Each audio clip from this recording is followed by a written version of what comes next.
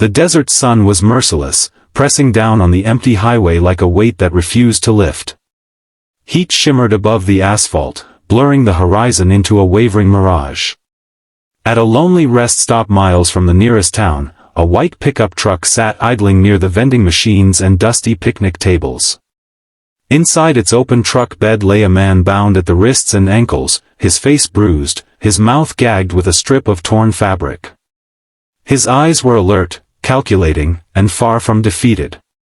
He was a Navy SEAL, trained to survive the impossible. And in that suffocating silence, he made a move so subtle that no human noticed. Only 3 dogs did. Before we go any further, if you believe in kindness, second chances, and the quiet heroes who walk among us, take a moment right now to like this video, share it with someone who needs hope, leave a comment about what bravery means to you, and subscribe to the channel. Your support keeps stories like this alive. Chief Petty Officer Daniel Hayes had survived combat zones where the air itself seemed to burn with danger. He had navigated missions in darkness so thick it swallowed sound. But none of that training prepared him for betrayal. He had been traveling cross-country on leave, driving back to his hometown after years overseas. He wanted to see his mother, who had grown older in his absence, and visit the grave of his younger brother, a firefighter who had died in the line of duty. Daniel had always been the strong one, the protector. But grief has a way of slipping past even the most guarded defenses. He stopped at the desert rest area because fatigue had begun to creep into his bones. The war had followed him home in ways no one could see. Nightmares clung to him. Sudden noises made his pulse spike. He told himself he just needed a few minutes of quiet, a bottle of water, and a chance to breathe. He never saw the attack coming. 2 men approached casually, asking for help with a supposed flat tire. Daniel's instincts flickered, but exhaustion dulled their sharpness. In a split second, a stun device cracked against his ribs, and the world folded inward. He fought back with trained precision, landing blows, calculating angles, but he was outnumbered and caught off guard. When he regained full awareness, he was in the back of his own truck, wrists zip-tied, mouth gagged, body aching. The men who had taken him weren't random criminals. They were desperate, reckless, and armed. They had discovered his military ID and assumed he must be worth something. Ransom, leverage, something valuable. They didn't understand who they were dealing with. But Daniel understood them. He recognized the nervous glances, the sloppy planning, the way they underestimated him. He knew he would have only one chance. They stopped at the far edge of the rest area to switch drivers, thinking the isolated corner shielded them from attention. Travelers moved in and out of the bathrooms and vending machines without looking twice at the parked truck. No one noticed the slight tremor of movement from the bed. Daniel's hands were bound tightly, but his fingers still had circulation. He began tapping against the metal surface beneath him. It was faint, almost imperceptible, but deliberate. A rhythm. 3 short taps, 3 long, 3 short. Again. And again. The universal distress signal. A habit drilled into him during survival training. He knew it was a long shot. No one here would be listening for Morse code. No one would be close enough to hear. But 3 dogs were. They belonged to a retired K-9 handler named Marcus Reed, who had pulled into the rest stop for water and a stretch. Marcus had once served alongside military working dogs overseas. After retiring, he couldn't bear the quiet of civilian life, so he adopted 3 former service dogs deemed unfit for further duty due to minor injuries. Rex, a Belgian Malinois with sharp amber eyes. Shadow, a German shepherd with a scarred muzzle. And Luna, a younger shepherd mix with boundless loyalty and a limp in her hind leg. The dogs were resting near the truck when their ears perked in unison. A faint metallic tapping cut through the desert hum. To any human ear, it was nothing. To them, it was deliberate. Patterned. Urgent. Rex stood first, muscles tightening. Shadow followed, low growl building in his chest. Luna tilted her head, listening harder. The tapping continued. 3 short. 3 long. 3 short. Marcus noticed the shift instantly. Years of working with K9 units had taught him to trust their instincts over his own. He scanned the area, searching for a trigger. The dog's attention fixed on the white pickup. The 2 men near the truck were arguing quietly, unaware that their time was narrowing. Rex pulled against his leash, straining toward the vehicle. Marcus frowned.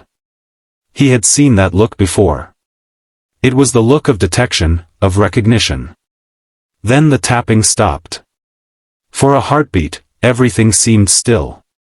Then it resumed, faster this time, desperate. Marcus felt a chill despite the heat.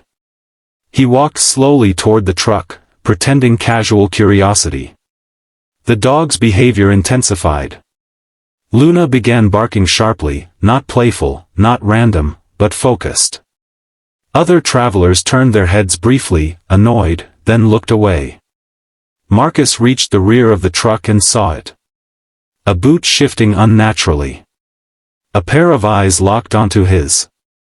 Recognition passed between 2 soldiers who had never met. Daniel held Marcus's gaze with steady intensity.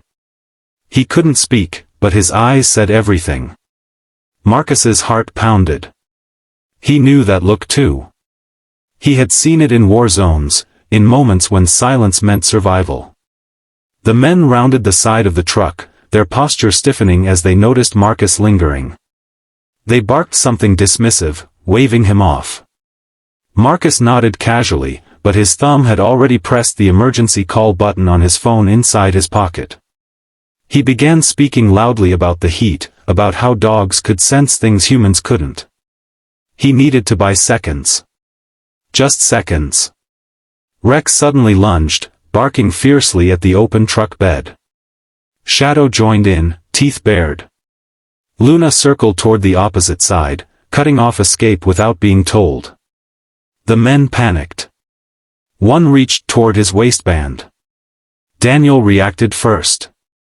Using every ounce of strength left, he rolled toward the edge of the truck bed and slammed his bound legs into the man's chest as he leaned in. The surprise was enough. The weapon clattered onto the asphalt. Chaos erupted. Rex leapt with precision, clamping onto the attacker's forearm in a controlled hold trained years ago. Shadow knocked the second man off balance, forcing him to the ground. Luna barked sharply, alerting the entire rest area as Marcus moved in with practiced calm, disarming and restraining with swift efficiency. Within minutes, sirens wailed in the distance. Daniel lay on the asphalt, wrists finally free, staring up at the blinding sky. His body trembled, not from fear but from the release of it. Marcus knelt beside him, cutting the remaining ties, removing the gag. The first full breath Daniel took felt like resurrection. He looked at the 3 dogs, now sitting alert but calm, as if nothing extraordinary had happened. Rex's amber eyes met his. There was no need for words. They had heard him when no one else did. In the aftermath, police confirmed the men were wanted for multiple violent crimes. Daniel's quick thinking and the dog's intervention had likely saved more than just his own life. But the story did not end at the rest stop.